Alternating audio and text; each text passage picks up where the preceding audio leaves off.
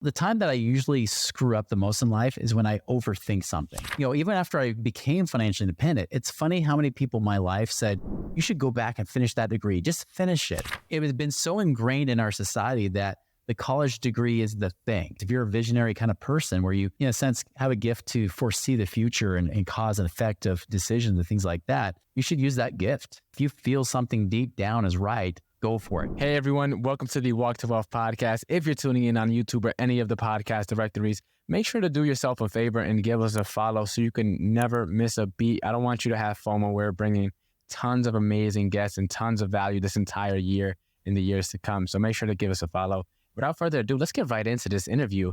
We have a super special guest here, Chris. For anyone who hasn't had the opportunity to get to meet you yet, tell us your elevator pitch. Who are you and what do you do?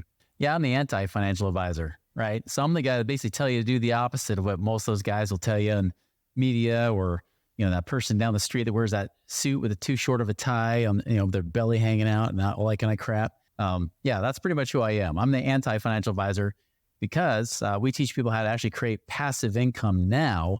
And, just like we talk about, live your life now, not tomorrow, right? Like how do you actually create that freedom and prosperity today, not 30 or 40 years from now, if you're lucky, right? That's really what we do. Yeah, crazy. I'm super excited because I'm also personally against it. And I was talking to somebody else here today actually about the traditional advice that we're given. It's like the S&P 500. It's like, man, you got to invest in yourself, especially for the people who are my age. But if at any age, honestly, you got to invest in yourself because, why live for tomorrow if you can't satisfy today, right? You got to make it through today first. So let's get right into your backstory a little bit. Before you were the anti-financial advisor, before everything that you have going on now, what was money like growing up? Yeah, the one thing that definitely was the common theme with money growing up was scarcity, right? There's just never enough. In fact, those are the words I always heard from my parents. They taught me good values and they taught me to work hard. But when it came to money, it was always, hey, we don't have enough. We can't afford it. What do you think I am made of money? Money doesn't grow on trees, Yeah, that's kind of things that you hear. And even my dad would say things, about his work. He would say, you know what, Chris, I'm going to work until I'm dead. This job will literally kill me. And, actually my real personal favorite, but even beyond that one, was when he said, you know what, because I'm such a good man. I actually didn't buy that Ferrari. I didn't buy that Corvette because I had you kids instead. Like that kind of stuff, the stuff we grew up with when it came to money, it was just, there wasn't enough of it, And so naturally, like any kid growing up, you want to do the opposite of your parents. You want to do something to kind of prove them wrong or not become like them. So I was the first one in my family to go to college. And, I always feel like Napoleon Dynamite, your mom goes to college, right? But, first one to go to college in my family. And my goal was to, become more financially prosperous than they had been. But I knew even doing that, like I didn't want to be the same old person that, just worked a job and got trapped. I didn't want to be the person that was told how much money I can make, when I had to go to work or when I couldn't, take time off. I wanted freedom. So I knew that would be, at some point, being my own boss, being an entrepreneur of sorts. So right before I was graduating college with my bachelor's, I thought, I'm going to be a business consultant. But if I'm going to do that, should I have business experience? So I dropped out of college with one class to go, right? And as I dropped out of college there, I said, all right, I'm just taking a year off. Let's figure out if I can create some sort of business. And the first business that came up was becoming a financial advisor. And it was interesting to me because I said, I don't really know much about money. Obviously, I was raised that there was never enough. Maybe if I can learn some things, it would give my dad his life back. Even if I gave him an extra year or two of his life back, wouldn't that be worth it? And even better, if I learned something and I became financially free, that would be cool too. So I went down that path. And so I stayed, dropped out of college, never went back. And then after several years of being a financial advisor, my dad asked me for advice. He said, Chris, I need you to sit down with me and help me out. So I sat down at the very kitchen table where he whined and complained about money. We're sitting at that kitchen table. I'm looking at all of his finances there and all the papers are spread out. And I'm looking at really his finances for the first time in my life. I'd never really seen how much money he had. And as I looked at it, he's saying, okay, Chris, Y2K sucked. It was not good in the stock market. I'm 61 years old. I want to retire. Can I do it? And I said, Dad, after looking at all your stuff here, the honest truth is this. If you retire right now, you better hope you die in 5 years, because if it weren't for Social Security, you'd run out of money in 5 years. Now, this guy had done everything right. I mean, he had max funded his 401k, just like you're always taught to do by that good old HR rep at your job that you work at, right? He was paid off all his debt early, just like Dave Ramsey would tell you to do. In fact, he's probably the one that taught Dave Ramsey what to do, because my dad's older than Dave Ramsey, so he was doing that stuff before Dave Ramsey was. Paid off his debt, super proud of it. So he's debt free, packing in money in his retirement accounts. You would think he would be in a better position, especially because he's such a cheap guy. I mean, the guy is super duper tightwad, yet he still couldn't be financially free. Of course, you hear me saying that he's going to have to die in 5 years. That was not bringing comfort to his 61-year-old mind. He's like, well, what do I do? And I said, I don't know. You did everything right. I mean, you basically did everything I would have advised you to do as a financial advisor. And so that bugged me. And for a few weeks, I was really just thrown off a bit. And then, of course, when the student's ready, the teacher appears.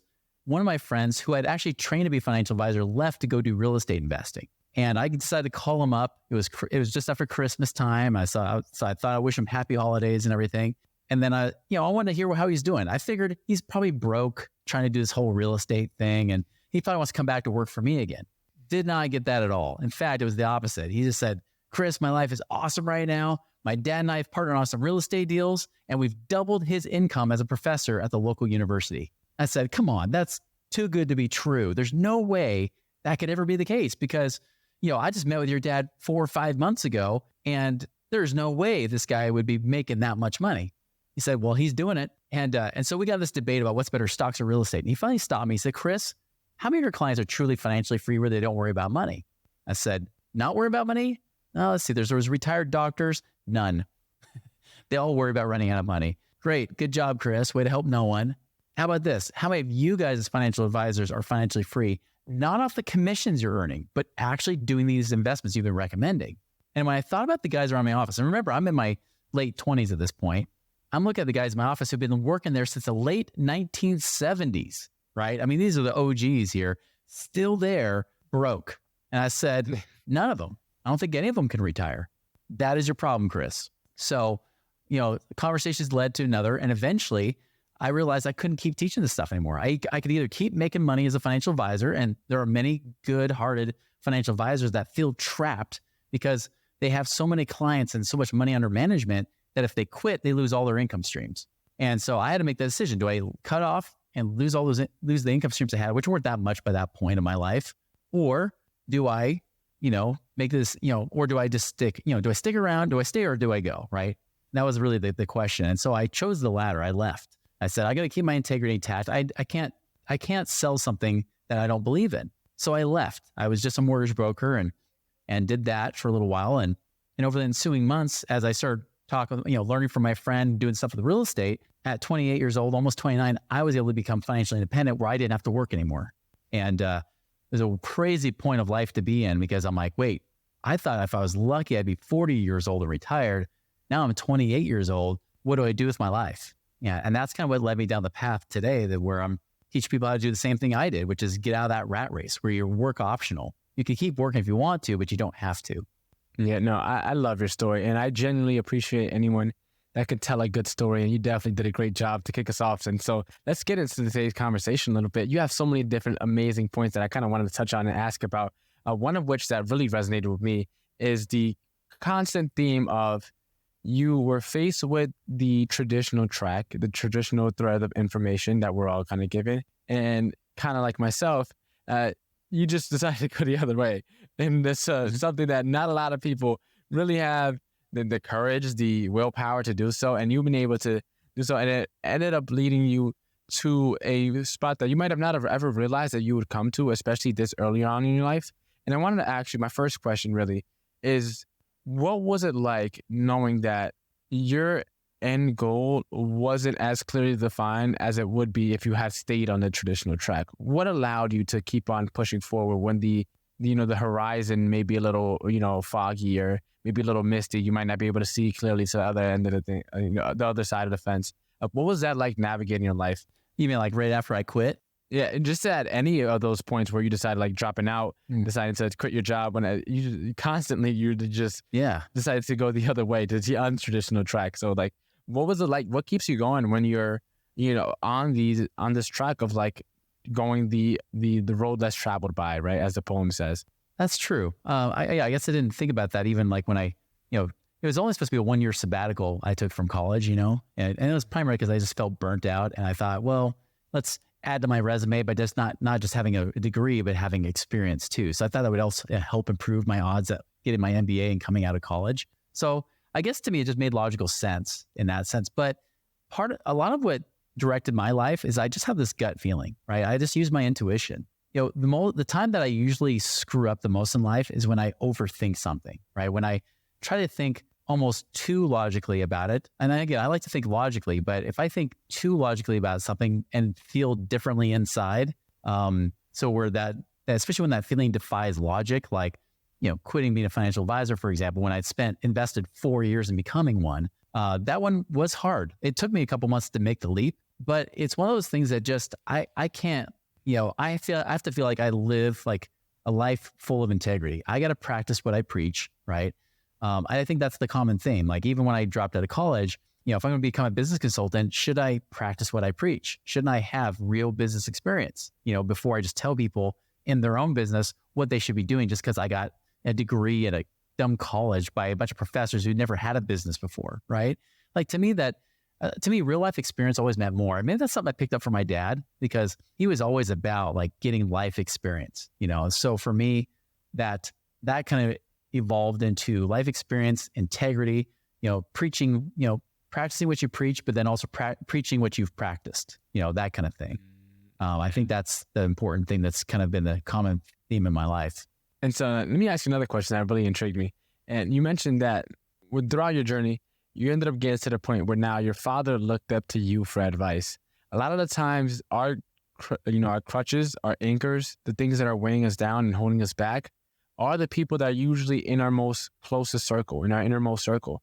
And for maybe it may be out of fear, maybe out of genuine concern. A lot of the times it comes from a very, warm and loving place, but they don't understand it. And it got to the point where your father now viewed what you do as now you're the expert, you're the professional. What did it feel like when the dynamic shifted? How did that feel? Or what led up to it? And before the dynamic shifted, how were you able to keep on keeping on when most people might have not understood the track that you were headed on? That's true. He definitely did not agree with me wanting to drop out of college. He's like, you got to finish your degree. And I thought I could just always go back and finish it later. By the way, I did try to finish it 5 years later after I was able to retire. And then they said, you got to go to school for 1.5 years. I said, screw that. Like, I'm not going to get my sociology degree, a bachelor's degree in sociology, when I'm already making more money than somebody with an MBA or a PhD is making at this point. So, for me, again, it kind of came back to what's reality. But it's true. Like, I mean, even after I became financially independent, it's funny how many people in my life said, you should go back and finish that degree. Just finish it. That's all you should just finish it. You need that college degree because it was been so ingrained in our society that the college degree is the thing, right? That has to be it. That's your ticket out. But again, real life experience taught me. I mean, I remember this was during the recession even. So during the recession, like I was already financially independent before it. But then when the Great Recession hit, especially 2008, 2009, I was broke. Like I went from millionaire to upside down millionaire. I was over $1 million in debt because of, after starting a new business that was failing, we barely pulled it out without getting paid for a long time. Even my own situation, my financial situation, I lost my house. It was foreclosed on, and those kind of things. Like I lost a lot. And there was family members saying even then, you should have got your degree. You should go back to school and get your degree. And I was like, yeah, but I've got one of my best friends who's got an MBA. He's been unemployed for 2 years. So I'm still doing better than he is. He's on, I'm on welfare, but he's living in his parents' basement and on welfare, like he can't do anything. So what's a degree going to do good for me at this point? Like I'm already unemployable as an entrepreneur. So it's hard to chart that path. But again, if you know something inside feels right, go with it. Because I'll tell you now, I mean, again, this is now years later, right? I mean, that was 15 years ago. Now, I mean, both those sets of parents, those are like former in-laws. They're now ex-in-laws. And then even my own dad. My dad even recently just told me, he said, he's like, I can't even understand your life. Like, it's just so foreign to me that you're making so much money. He's like, I've never experienced that in my life at all. And he's like, I'm proud of you. Like that's amazing. I'm glad that you took a different path, so he's now seeing it because he's seeing now the end and the end. No, I wouldn't call it the end for me, but he's seeing now the end results of what I saw years prior. Right. And I think that's the case. If you're a visionary kind of person where you kind of, in a sense, have a gift to foresee the future and cause and effect of decisions and things like that, you should use that gift. It's not like fortune telling per se, but if you feel something deep down is right, go for it. In my opinion, that's always worked out to be the best. Yeah, it's one of those things where the reason why people can't see your vision is because they weren't blessed with it. And so if you have something that you see deep down and no one else can see, it's because they weren't meant to see. And you have to have that faith that if you pursue this, it will turn out okay. It may not turn out how you originally planned, but it will work itself out. And as long as you continue to put in the work and figure it out, and not in what's meant to be, what happened for you? No, it's like you have to go out there and make it happen. And if you go out there and make it happen, you'll find yourself stumbling across what you were looking for. It may not, as I said, it may not be in a way, like for me right now, like I thought this year I'd probably be a top selling real estate agent and, just selling houses left and right in my area. But it ended up that I'm not even focused on real estate at all whatsoever. And I'm just solely focused on growing this podcast and my marketing company. And it's like the end goal was always to get into public speaking now. And I spoke at my first conference in January. So it's like I got to the place where I wanted to eventually end up getting to without having to take the path that I was so sure of. I was so sure that my plan was the golden plan and this is how it's going to work and this is how it's going to play out. And I just kept on keeping on and it's been working out a lot. And as you said, following that intuition. And to kind of segue into today's conversation, I just wanted to get through that part first because you have such an amazing story. And actually, I have one more question that I'm just curious to ask you before we talk about cash flow. It's that feeling of knowing that you're finally free.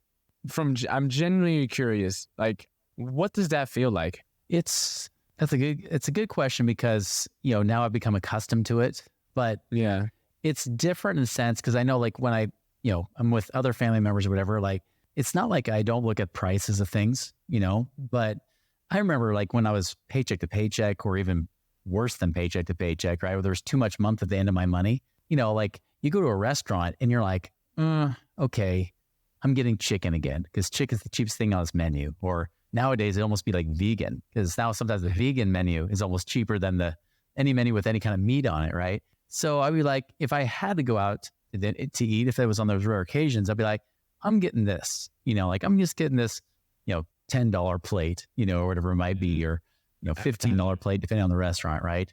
But I mean, I was pinching every penny I could. Yeah. And, I don't do that as much anymore. I'm still trying to be a wise steward. Right. And there's times that sometimes I'm not as wise as I should be where I realize, wait a minute, how much money I just spend? I should probably track that, So it's different in that sense. It's also different when you're work optional. Because, for example, in my line of work right now, what I'm doing here, I mean, I don't have to be here. I don't have to be doing this interview. I don't have to be running my company Money Ripples. And the fact we're even scaling Money Ripples, which from a business perspective, when you already got to a place where the company's already self-sustaining, you don't have to do much with it, but then you want to scale it much bigger, it almost feels like you're starting over in business again. It's like almost like you're like back to work.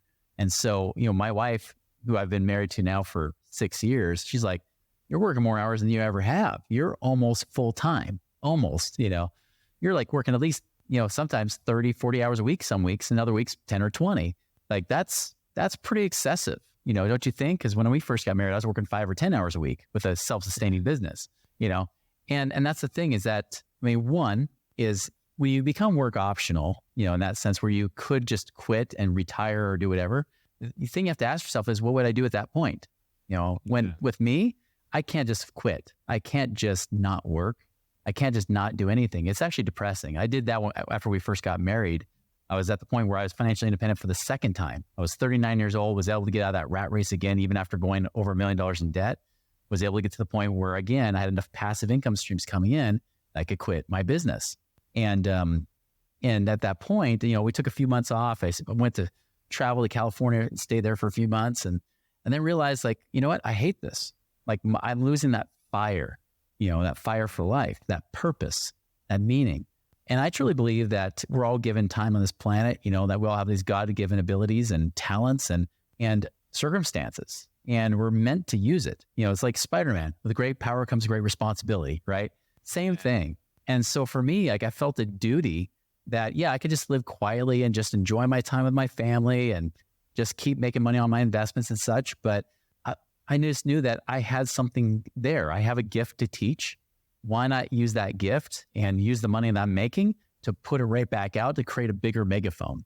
And that's really what I'm doing now. And so it gives me purpose. It gives me meaning. But again, I'm doing it all by choice. I could shut it down at any moment. I don't want to say that too confidently because that might freak out the people that work for our company. But, and they know it. I say it all the time. They know that I'm here for a mission, not for, as in your, like in the case of a real estate agent, you're here for a mission, not for a commission, right? That's the big key. Yeah, no, that's amazing, man. And that's so powerful. And it shows off. And it's that ability to step away from whatever situation, that law of detachment, right? That gives you that much more power over life, over everything in front of you, because it's like you're not there for any reason other than you want to be there. And that just is so much more powerful. And it shows in sales as well. You could tell when someone doesn't need a commission and when someone does. The commission breath they talk about all the time. So let me ask you, you mentioned several times in your story that you had enough passive income stream. I know you became financially independent twice. So from both of your journeys on becoming financially independent, share with us, if you don't mind, like what were some of those vehicles that helped you get to the financial independence and help you design, you pretty much live your life by design and live the life that you wanted? Yeah. I mean, the starting foundation is like, kind of like you've seen, we have an ebook called The 7 Secrets to Free Up Cash Today, beyond rice and beans, that kind of thing. And in there, like the very first thing I talk about is tracking your money. Like I mentioned about being a wise steward of your resources, of your money and that kind of thing, is really track your money, track the income that's coming in, track the money that's going out too. Like track both sides of the equation.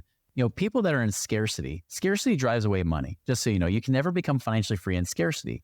Both spenders and savers live in a scarcity world.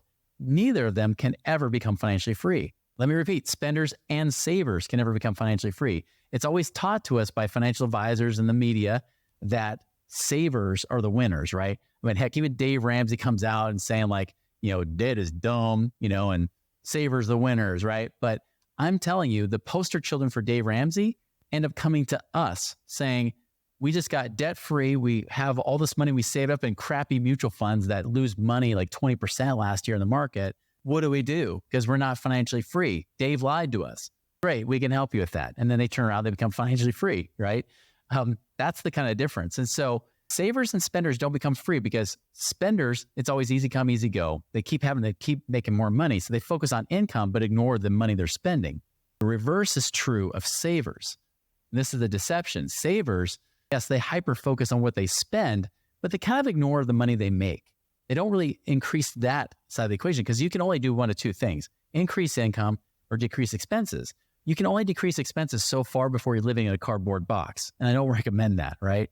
You want to make sure that you're wise with your expenses, but also focus on how do you increase income? And the best way to increase income, the best way to be a wise steward of your money is one, to do both. Then two, on the income side, is a focus on one thing. And this is the principle that broke me free of what I learned as a financial advisor, which is dollars follow value. Dollars follow the value that you create for other people. Whether you work in a job as an intrapreneur, where you're working as an employee, or you're an entrepreneur working in your business, the key to always making more money, in fact, this is even the key to breaking inflation. No matter how high inflation gets, the one way to always prosper at any time, no matter the economy, is to always focus on how do I create value for other people, where money is just the natural byproduct. It's the result, right? Causes value, effect is money. And if you even go deeper, it's about how you go about serving people, solving problems, or adding value in such a way that money comes back. Once I made that focus, which is funny because as a financial advisor, it was always about the win-lose scenario. How do I make money? Well, I have to win, but that usually means my client loses. Well, the opposite has to be true. If I want to be a benevolent financial advisor, I'm just going to cut my commissions to almost zero and lose, so then my client wins. So nobody really wins, right? Because then I end up giving crappy advice anyways, because I'm broke and I might even go out of business. It doesn't work, right? It's about creating the win-win in people's lives. And when I started focusing on that, and this is what happened to me in that 2006 time period when I started to break free, and before I got into investing specifically, learning those principles of realizing like, wait a minute, how do I go about creating a win-win for people? How do I make sure that I'm helping give them what they want? And then naturally, I'm going to get what I want anyways. When I started having that focus on people that way, that's when everything became easy. That's when money became formulaic. It became predictable. It became easier. Didn't mean that I didn't, I could just do nothing, but it became very, very predictable, right? It became easy to figure out. So that right there, I mean, so along with tracking your money, I guess I threw in a bonus there, which is one of those other 7 points, which is increasing income.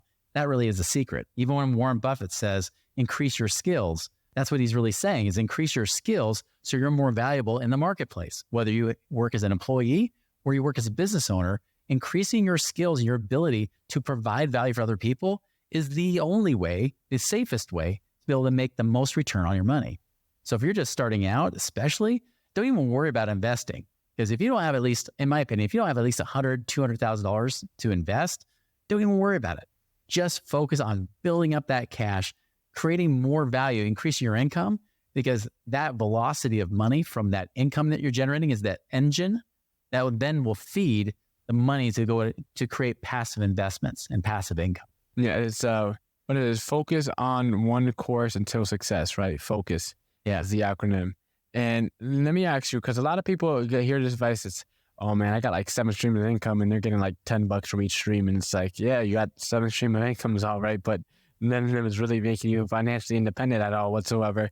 And it's always taught that you have to have multiple streams of income. And everyone's always trying to start multiple side hustles. We have like this side hustle pandemic going on almost, and it's not really benefiting most people. So let me ask you, right, what are some of these skills that you would recommend people focusing on when they are looking to boost their value in the marketplace that could work across most industries? Yeah, that's a great question because it depends on the industry you're in, I think is part of it. I mean, if you're in a specialized industry, you want to become more of the expert in that industry, right?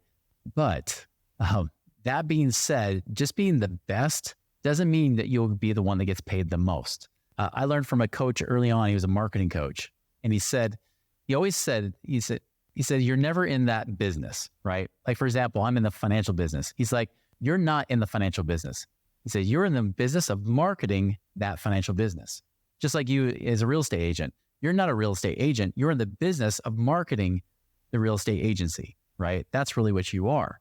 And if you think about that, like really everything, and this is even true if you work as an employee, Meryl Streep, I think it was Meryl Streep, maybe it was Glenn Close, one of those actors, right?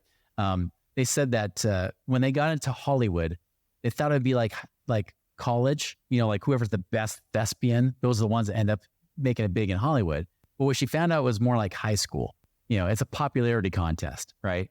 And that's really what it is. Like, and I'm not saying you have to try to focus on being the popular person or anything like that, but there's some truth to it because even in my business, right? I know there's people out there that are bigger names than I am that absolutely suck at getting their clients results. I mean, I won't name names because I don't want to trash on people, but there's people with some of the books I've even recommended that I say, read their book, but never buy their crap. Like their stuff sucks, where we pride ourselves on the fact that we get real results, and that organically does grow and it does, build, but it didn't have all the pomp and circumstance that maybe some of those New York Times best-selling authors got, even if they don't have the back end to actually create it for people. So really focus on that is how do I go about not just developing these skills, but some of your skills should be, how do I actually promote me? How do I go about showing and teaching people how I can create value, right? So I think communication is a really, really big thing. If it's not just marketing per se, communication. How do you communicate? How do you deal with the conflict? There's like those crucial conversations books out there, right? Great books to read to help you in sometimes those really tight spots. Your ability to clearly communicate the value that you offer is what allows you to be able to grow bigger. If you're ambiguous, if you don't really know what you offer, right? And I had that problem. I'll be honest. I mean, my problem was that, especially in college and things like that, I remember taking IQ tests and I had like a really high IQ, and I can pass through college really easily without any problem. So I wasn't like the dropout that couldn't hack it in college. I was the guy that was like the model student that then dropped out. And the thing that was interesting is that, I was a sociology major with a triple minor in psychology, ballroom dancing, and Japanese, right?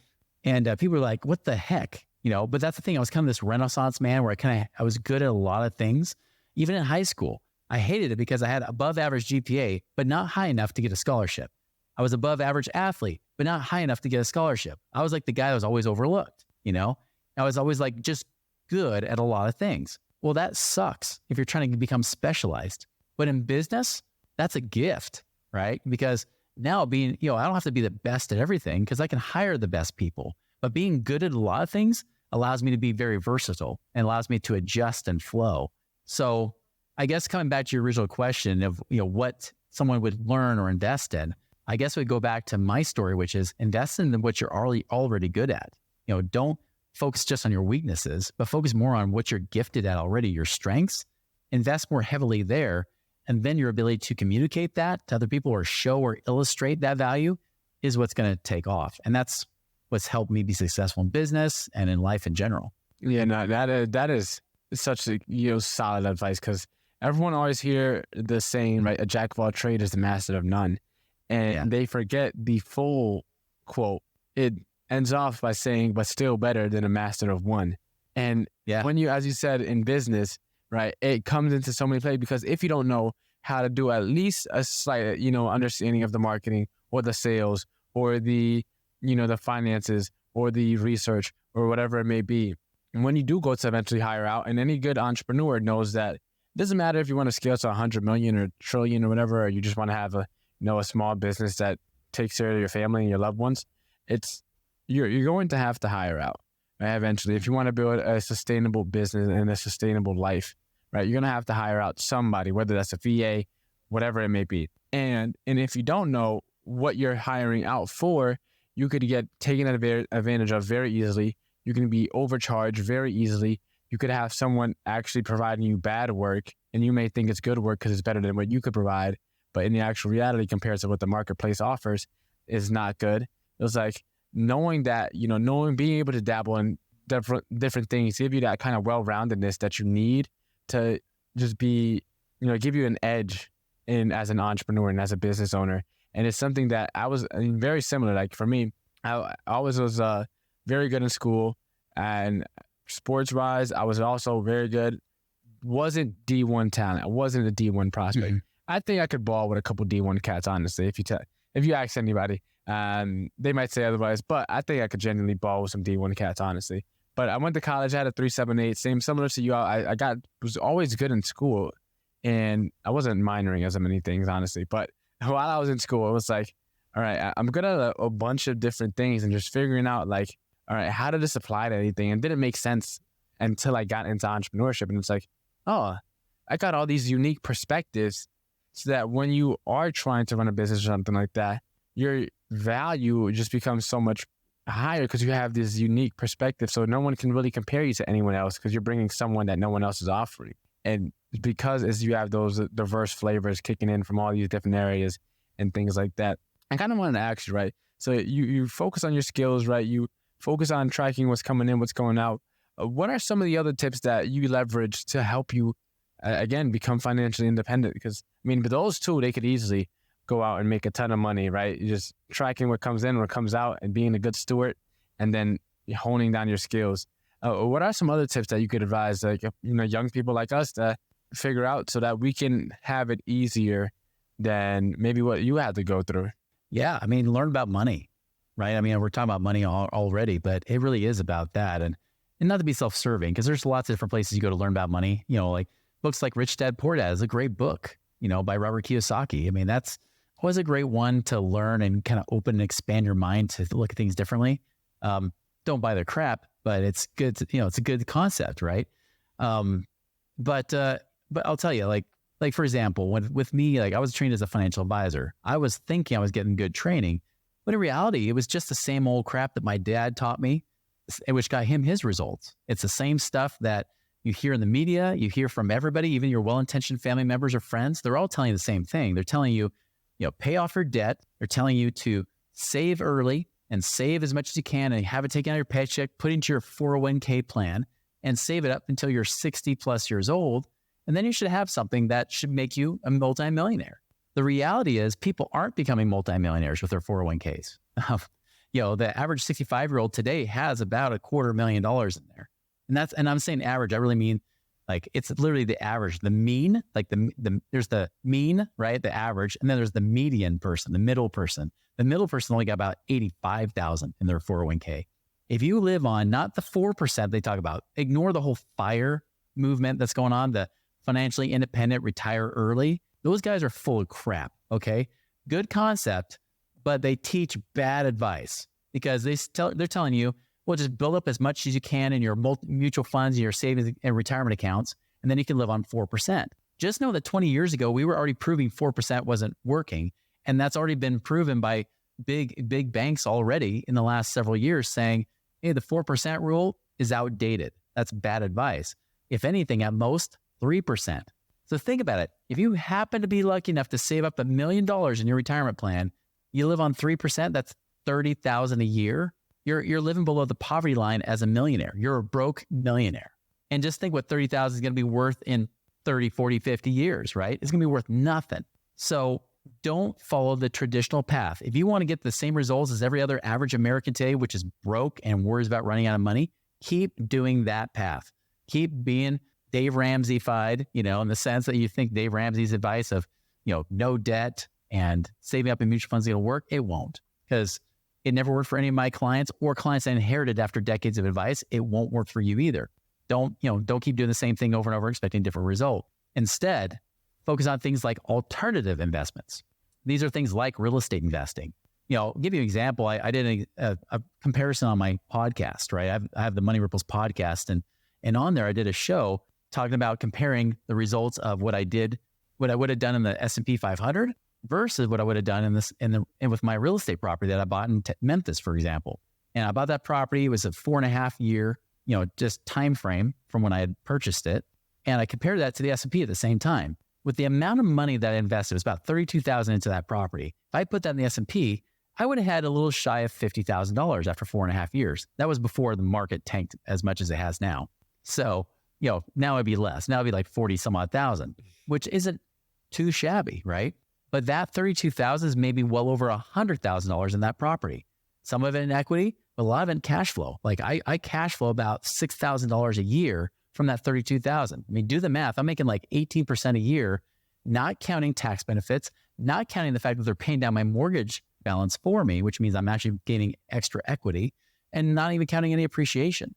But you factor all those things together, I made roughly about 300% rate of return on my money versus, would have been about 40% in the stock market. That's the difference, guys. Like those people, if you look at the real evidence, again, I like to come back to evidence. What actually works? What's integrity, right? Well, the real evidence is there's 25 million millionaires out there today. The one thing they all have in common, if you look at different studies, is that nearly 100% of them have real estate in their portfolio, even if it's just their own house.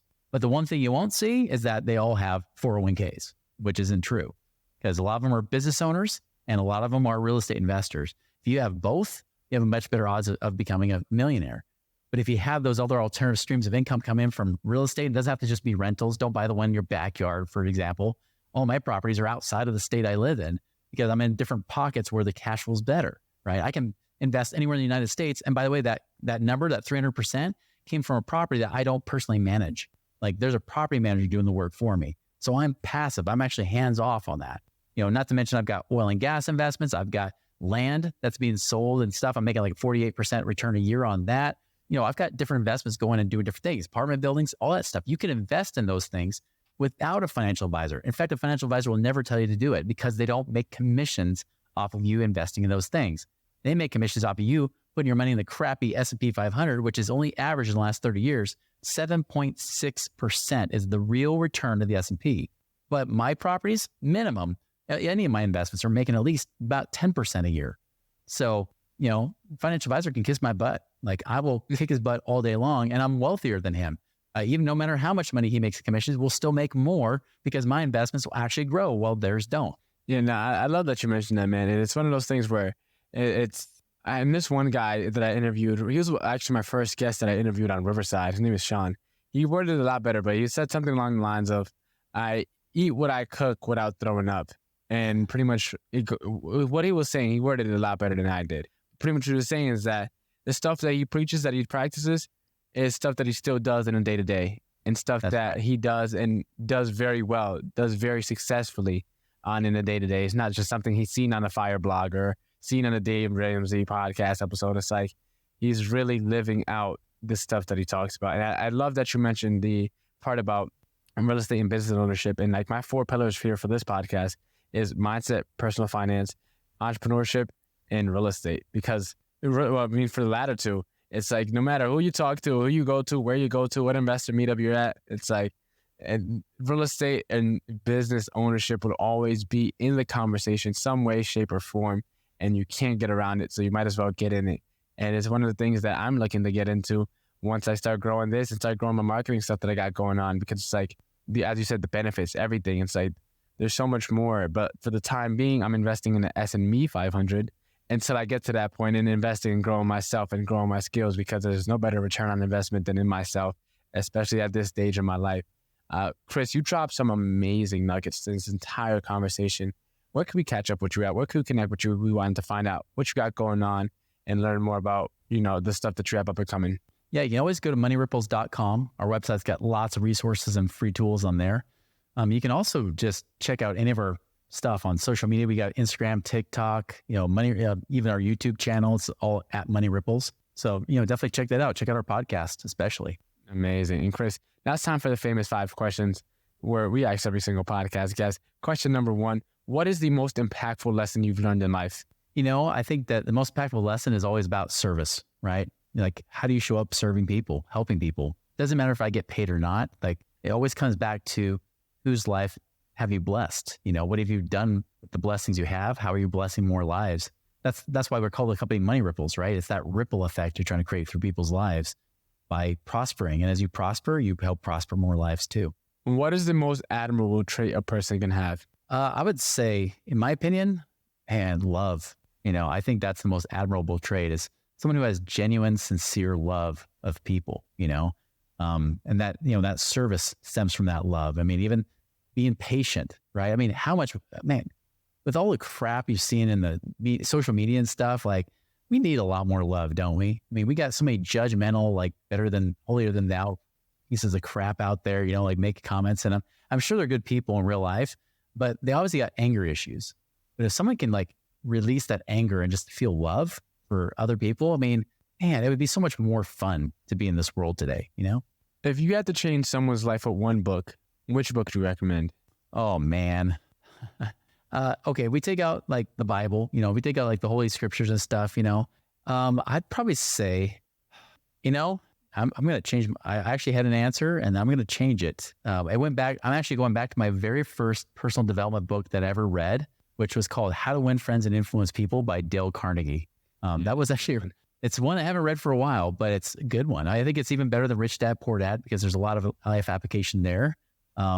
And heck, it's even better than Atlas Shrugged, which I love as a fictional book. I mean, that's my favorite, is Atlas Shrugged by Ayn Rand. But no, I mean, I think How to Win Friends and Influence People is a great one. What is the legacy that you're trying to leave behind? Kind of what I already mentioned, like I want to leave a footprint behind that it's bigger than me, one, I leave a legacy behind that people actually give a crap about other people who actually want to do something to bless lives. Like I mentioned about that Money Ripples. I mean, that really came because, I recall when, early on and when I started to really understand all this cash flow and passive income stuff, I was teaching it. I remember there was a chiropractor out of North Dakota that he was working 6 days a week, working his tail off, and he never got to see his wife and kids. And we were able to free up, without him even investing, we actually helped him free up $6,000 a month of cash flow in his situation. The first $6,000 they freed up, he bought a 4-wheeler for $6,000, which would have pissed off people like Dave Ramsey or financial advisors, right? But his wife, she has like tears starting to stream down her face. She tells me, she's like, Chris, you understand that 4-wheeler was the best investment ever, because now he has permission to take off Saturdays. He doesn't work Saturdays anymore. He even takes off some Fridays, and we have the whole weekend where he actually focuses and has energy for us as a family. He's like, I have my husband back. My kids have their father back. And for me, like that touched my heart so much that I was like, I want that. That's bigger than just them, because it shows his kids a new path. It shows them a new legacy. It creates something different in the community, because as they're blessed financially, they can stop looking internally, being so selfish, focus on their own needs. And they can look at other people's needs and help other people and serve more people in their community, the country, and across the world. That's the kind of ripple effect I'm here to create. That's why I don't retire. That's why I keep going. Even if it pisses off my wife sometimes, I'm still doing it, because that's the legacy I want to leave behind, where it's not just me doing that, but other people feel the same duty, responsibility to leave the world a better place than how they arrived in it. Yeah, 100%, man. It's one of the things that your calling doesn't stop for anyone, wife, your kid, cats, family, or whatever. We all been called to do something. It's very, glad to hear that you've been able to find yours and you're still going. And to finish off, if someone wanted to embark on their walk to wealth today, what is the first step you would recommend they take? Follow those that are also on that path. Even if they're just barely ahead of you. I'll tell you, like, the best mentors sometimes are only just a half or 2 steps ahead of you. They may just barely be there. They may not even be where you want to be, but they might just get you to the place where you need to be to then find the next mentor, and so on. I think that's the best thing is, you mentioned it already, about people that eat their puke or whatever, however that phrase is said. I say it as this, is that follow those people that have been there, done that, and still doing it today. Like that, those are the best leaders to follow. Find those people and then follow in those footsteps. You can still forge your own path and do it your own way, but take those basic principles that they're following and the way that they think and how they see the world, adopt that, and then follow in that direction. Amazing, Chris. I had an amazing time interviewing today, and you dropped a lot of I know we took like a little bit of a deep tangent in the beginning, but you dropped a ton of amazing nuggets, and you have such a powerful story. So thanks again for hopping on and just providing the value that you did, man. Hey, it's been such an honor. I really appreciate you having me on today.